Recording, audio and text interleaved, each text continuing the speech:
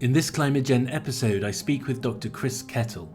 Chris is principal scientist within the international organisation Alliance Biodiversity International and CIAT, one of the global CGIAR centres for agricultural research and development. Chris leads their work globally on restoration and the role of trees in transitioning food systems. This is a critically important episode, and Chris really dives into the complex interconnectivity between forestry, biodiversity, climate, food system security, knowledge, and so much more. Actioning the knowledge we already possess in the science and indigenous communities while taking a global instead of national perspective has the potential to radically improve our prospects. This is the real challenge that we face today. Chris offers a wealth of information on both the status quo and the potential for righting the wrongs of the past to fight back and try to conserve and regenerate global forests while supplying the world's food at the same time. I do agree that it'll take a revolution outlined in other episodes, but time is not on our side. In the next episode, I speak with Honduran youth activist Ricardo Pineda, who I heard speaking at COP28. It is a fascinating conversation that touches on justice issues and why he is now calling for research in climate interventions that could possibly save lives in his community. I'm also just about to edit the interview with sociologist Dana Rao-Fisher about her new book Saving Ourselves: From Climate Shocks to Climate Action. This is an unofficial sequel to the interview with Roger Hallam. There are parallel lines that we all need to comprehend. Thank you to all supporters and subscribers. Your support really is appreciated. I am recording lots of interviews at the moment, and all feedback, good and bad, is welcome. If you want to gain more insight into how these issues all connect together and actually fail at the political and structural level, then please do order my book Cop Out. It is available to order on Amazon and from a wide range of bookstores worldwide. Thank you very much. Chris, it's great to see you again. Thank you very much for taking the time. I want to start with a broad view question. With the ongoing deforestation, the increase in droughts, monumental forest fires that we're seeing, the destruction of ecosystems and so on, we're left with a pretty bleak outlook for the challenge of not just saving what's left, but restoring what we've lost. As someone who's immersed in the world of forestry restoration in different parts of the world, can you give us your summary assessment of where we are in meeting the challenge of preserving and restoring forests? Yeah, thanks, Nick. I think this is a really important question, and I think it's worth sort of stepping back a bit and thinking about the planet and the way that trees have been a critical part of the Earth system. And how we as humans have impacted on that. I mean, conservatively speaking, since humans have started cultivating land for food and cutting down wood for timber, for fuel, we've reduced the number of trees on our planet by a good over half, probably, of the trees that were on our planet. And those trees are absolutely critical to a healthy planet and climate. But these trees aren't equally distributed across the planet. We have distribution varies in terms of density and, of course, hugely in terms of diversity of tree species, where we have this incredible diversity from the equatorial tropical regions and then declining as we move towards the poles, where we might have high density of trees, but we have a very distinct difference in the way that those trees and those forests contribute to the climate and also the biodiversity which is related to those forests. And I think absolutely critical that we don't disconnect that climate role that trees play and the biodiversity, livelihood, and other ecosystem service provision that they provide to our planet. And it's very clear that converting these tropical forests to agricultural land for timber or for floors, furniture is tantamount to suicide to critically maintain Planetary within safe operations space. We don't need to do it for food either. We don't need to do it to provide enough coffee to drink, enough cocoa to produce the chocolate everyone wants to eat, and neither of which are, of course, essential to a healthy diet. So we're in this very dichotomous situation where the planet globally has been massively degraded over historical timeframes. And we're now in a place where we have these massive commitments politically, globally, to restore degraded lands with the forest ecosystems through the UN Decade on Ecosystem Restoration. We have the Bond Challenge and the likes of the Trillion Trees campaign, all framed around climate, water, and biodiversity. But like the climate COPs, these commitments, I'm very concerned, are not really translating into action. So that's the reality. And one of the things that is very clear from my work is that our capacity to restore degraded land with long-term resilient implementation strategies is quite embryonic globally. But even more so across the tropics and subtropical belt, where we have potential to grow more diverse and faster growing multifunctional trees. And this is especially in the capacity to implement what is often referred to as nature-based solutions, like using trees and forests for climate mitigation and carbon suppression. Just to give you an example, most of the world, not only in developing countries, but globally, the ability to supply the simple seeds of the diversity and the quality, and particularly the genetic diversity of trees, to meet current commitments to restoration is woefully inadequate and needs huge investment if we want to really meet restoration targets that are going to not only deliver on transitioning a planet to where we maintain more forests, more trees in agricultural land, more trees in urban systems, where we have different ways of doing that, but actually providing things like the natural regeneration of forests. Where we use natural forest regeneration versus some assistance, for example, through protection from fire and grazing, and where we really need to plant trees, or where agroforestry or agroecological systems can be implemented, we need to balance production versus other ecosystem services. And we're only starting to really be able to inform those decisions well now in terms of where we use these different processes to support restoration of forests and trees into landscapes. This sounds almost horribly like the sort of carbon problem, whereas, if we started doing this decades ago, we'd be pretty much on top of the program, we'd have transitioned away and things wouldn't be so dire. But now the emissions reductions are entering impossible demands of getting up to something like 10% a year to stay within the carbon budgets. Is there a point with the forestry side of things where it gets away from us, where we cross thresholds that we can't come back from? Absolutely. I mean, I think what we often don't consider is that, not only are these forest systems critical to regulating climate, both globally and locally, but they're also vulnerable. And so a lot of the work we've done looks at what are the interactions between land use change, overexploitation, fire, but also how climate change is shifting the distribution of species as well. And that in itself influences forests' capacity to actually sequester carbon, because you change from species that can lock up a lot more carbon to species that are less wood dense, less faster growing, maybe the less climatic species, as these climate impacts affect the species compositions of these forests as well. Okay, and you talked about the rapidity of the sort of the heating and the changes that are going on, and obviously forests can't adapt that fast. It's not that they can quickly just switch out their, adaptive capabilities. What about things like pests and other creatures moving through, because they can be much more mobile? Are they a problem that you're witnessing? Absolutely, this is a critical issue, and actually, I think for me is one of the things that is really under-considered in the whole movement of restoration, because what's fundamental is the genetic diversity that enables tree species not only to adapt to climate, but also to be resilient to the different pest and disease and environmental pressures that are faced upon them. And as you say, they can't get up and walk away. They naturally have a high diversity, but what we're doing is eroding that diversity through degradation. We're fragmenting populations, reducing the size of tree populations, and the amount of genetic diversity that can be conserved within those.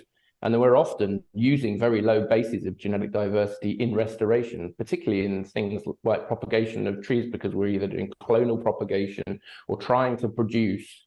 And this is linked to one of the challenges, the political side of restoration, because everyone is trying to very simplify the actual metrics of what successful restoration is in terms of number of trees planted, number of hectares restored.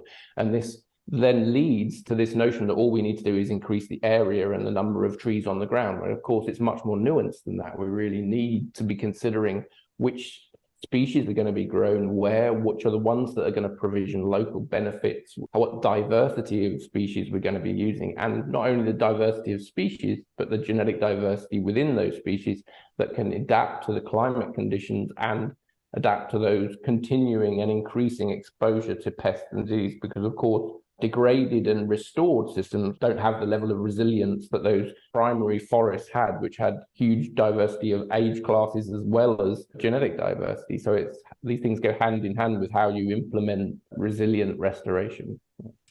You kind of answered my next question. There are people announcing that they're going to plant millions and billions of trees and all of this kind of stuff.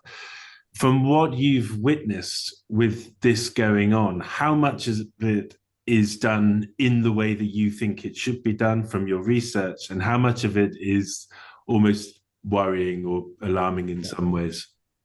Yeah, I mean, this is something that we try to raise awareness of a lot in terms of what is being tabled as restoration and what is acceptable in terms of how we want to restore systems. So, I mean, I think there is a lot of good work that's showing implementing things like natural regeneration as a strategy. And so there's two sides to this. There's the side of we should be using nature to its full potential to enable restoration. We should be enabling natural regeneration, using natural seed dispersal, where recovery of degraded forest is able to recover through the control of those degradative processes. On the other side, if we're going to use other strategies like agroforestry, plantations with different species and different types of, let's say, agroecological or regenerative agriculture, we really need to be thinking about what those are going to do. So I mean, just to summarize this, when tree planting might be bad, or for me, when it's bad is when it's not providing local needs to communities, it's not compatible with local water needs and ecological context, and the trees will not persist for a long time. For example, using a lot of exotic species that are planted for fuel wood, and the table is climate mitigation, but of course those trees are going to grow for 3 to 4 years and then cut down and burn. So they have very limited impact on how climate is going to be affected. Where it's good is when we're using locally adapted species that provide multiple benefits, including food, livelihoods, carbon, biodiversity, and improving local hydrology and microclimate. And I think that's something really important as well, that often is not considered, that forest not only is important for global climate systems, it's really important for local climate and how cloud formations occur. And you only have to go and stand under an oil palm plantation compared to a primary lowland rainforest in Southeast Asia to know the difference in local microclimate between those environments, and realize the profound effect that trees and forests have on local climate. Yeah. Okay, so there's been a hell of a lot of attention drawn to the disruption of the hydrological cycle recently. There was a big report announced just before or just during the COP. And what you're kind of saying is that the wild and potentially rewilded areas could play a huge role in restoring some of this. Because, I mean, this is an existential part of our whole planet, if you like, for us as humans. So you're saying that really is a link we need to pay attention to. On another thing you brought up at the beginning, you said, we can have the coffee, we can have the chocolate, but there's always this antagonism between land use and expanded agriculture, and yet the protection of forests and wild areas. Are there ways to meet the needs of the local communities, to build food resilient systems, to ensure that the natural ecosystem remains intact? From what you can see, are there ways to do this? And really, I have to stress, meeting our needs to feed us. Yeah, absolutely. I think this is crucial. Agricultural food systems are principal drivers of climate change, of biodiversity loss. And on top of that, we also have the recognition that we produce a lot of food that's really not good for us, right? We're not good for our health. And increasingly, we're realizing the relationship between the types of food that we eat in high concentrations and the impact it has on our gut microbiome and how that affects our health and well-being as well. And I think what's crucial to this is it's central to the triple crisis of climate change, biodiversity loss, and human health. But I question the notion that this is a production issue. I really do. We already produce enough food for the entire planet, but I think a lot of it is the wrong food, food that's wasted, and food that is bad for our health if overconsumed. And we certainly have an overconsumption problem globally in terms of the volume of food and the wrong foods. So in my view, the science is pretty clear on this. We need to transition away from an animal-based diet and consume not only less globally, but consume more plant-based foods, including seeds, nuts, and fruits, which ultimately improve both our health and that of the planet. So I think in that sense, we really have a lot of very sound science for how this use of nature-based solutions in the agri-food systems can, particularly through using more biodiversity, can both meet human needs, improve human health, and contribute significantly to keeping us in a safe space, living space in terms of planetary boundaries. Okay, so the science is clear, but there's definitely a sociological issue of communication Of course, yeah. I mean, I think it's not just production. It's about how consumption drives production, and of course, there's the whole economic system, the corporate agricultural system that influences that. Yeah, especially people in our regions, where we consume so much. Switching track a little bit, I was interviewing a scientist called Ewan Nisbet, who's based in the UK, who monitors methane emissions around the world. And he used this term turning on with regards to peatland emissions of methane around the equator. And from your work on conserving agrobiodiversity, what are your observations of these kinds of critical ecosystems like peat bogs and so on and so forth? Of course, I mean, we've got very clearly critical ones that are majorly under threat, like the Congo Basin, the lowland rainforest of Southeast Asia, and the Amazon Basin. And they're continuing to degrade these critical ecosystems. And we're already showing evidence of these reaching tipping points. These forests are changing due to climate and local climate, where they're transitioning. We're seeing mass dieback in the Amazon, which is being really well demonstrated as a consequence of climate change.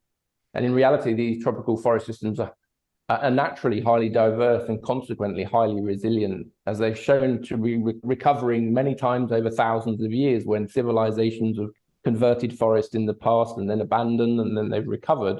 I think the issue is, but never before have we seen this kind of planetary level experiencing the scale of degradation that humans are inflicting on the planet.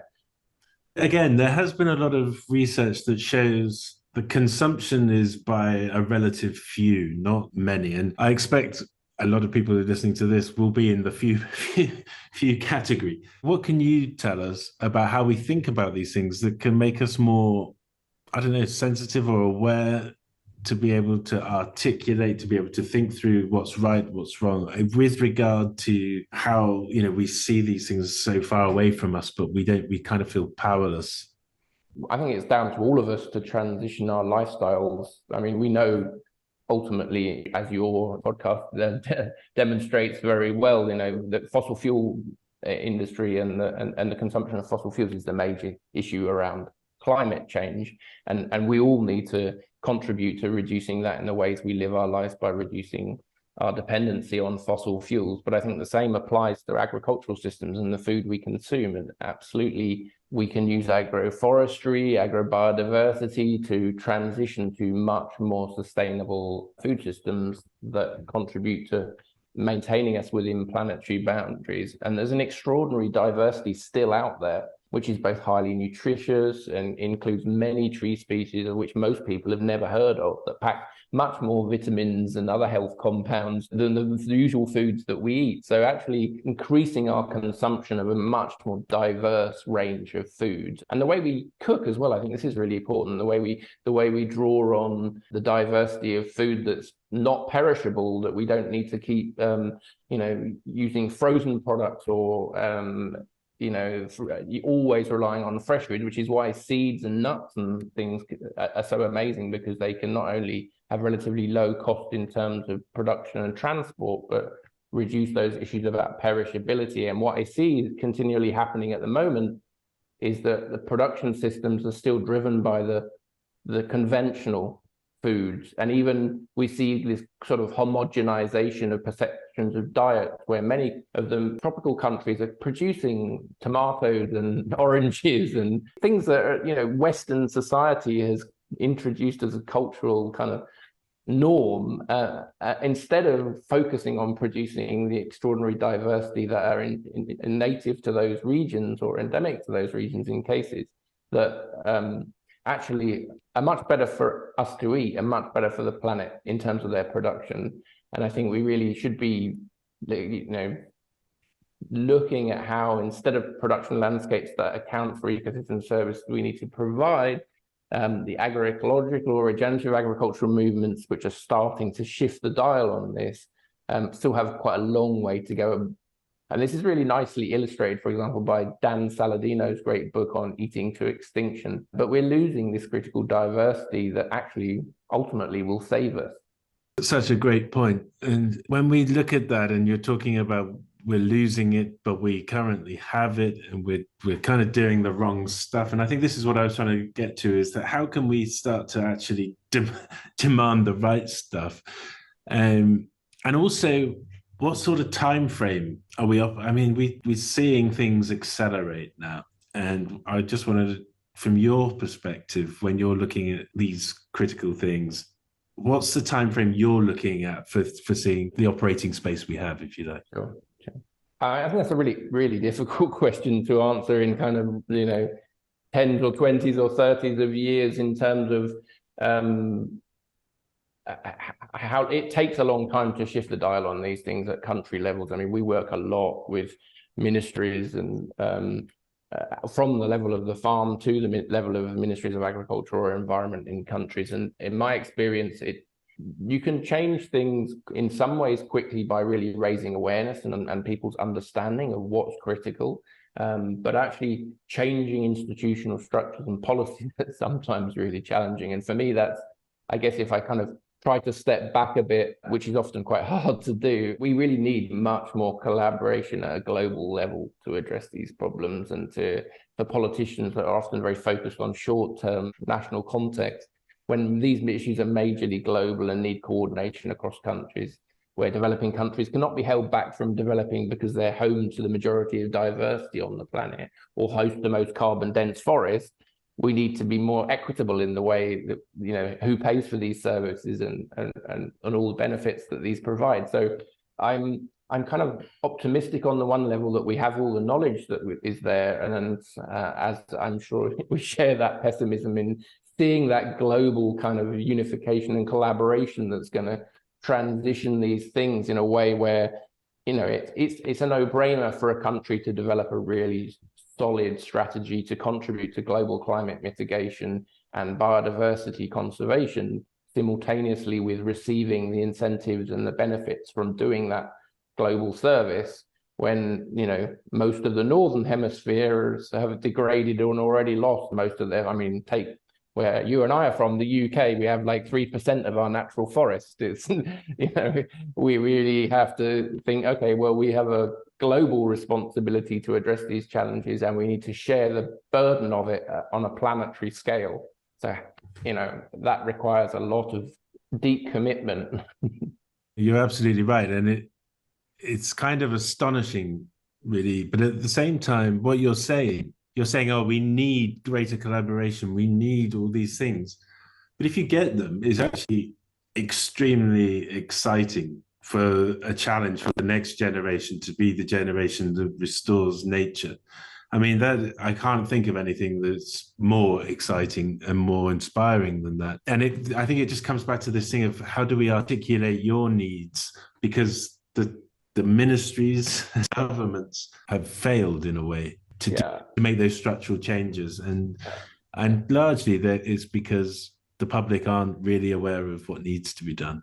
I agree. I mean, and I think what's fundamental to this is we really need systems-based approaches that are across forestry and agricultural and energy sectors, as well as water management. And quite often in political systems, these things are all in different places. The Ministry of Environment is separate from the Ministry of Agriculture, which is separate from the Ministry of Forestry, and they rarely interact. And these processes need implementing at landscape scale, bringing all of those stakeholders, and not, the farmers, as well as those that are involved in energy and those that are involved in biodiversity together.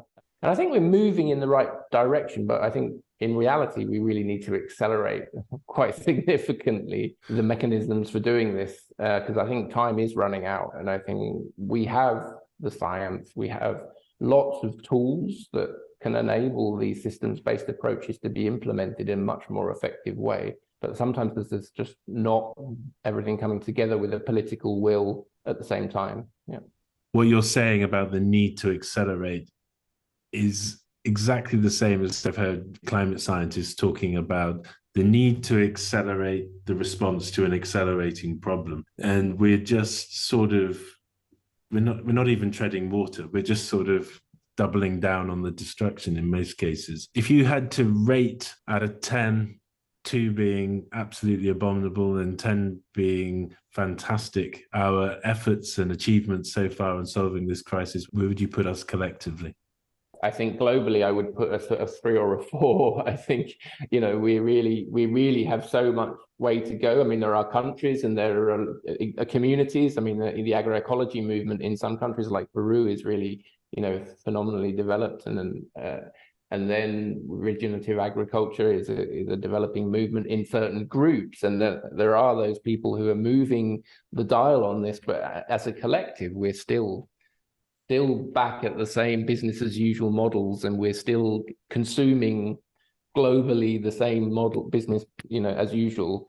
So I think that's where the big transition needs to be, and it needs to, you know, I think not just us as consumers globally changing, but actually that translating into how production systems are feeding the planet. And I think we've got a long way to go where the majority of our food is being produced in sustainable ways. And it was a very nice example that I thought you shared on LinkedIn yesterday, which was about the fisheries industry and the export of fish meal from West Africa to Norwegian, you know, salmon fisheries. That's a classic example of where we're so badly going wrong in the equity, the rational science-driven decisions about how we use a global food system, given all these challenges. And those are the kind of things that we need to just hammer off the table completely, so that they're not, you know, skewing our food systems in the continued path of failing to maintain us within planetary boundaries. Okay, well, look, Chris, thank you very, very much. It's been really insightful and really interesting, and I hope to catch up with you again soon. Thanks, Nick. Really good to talk to you.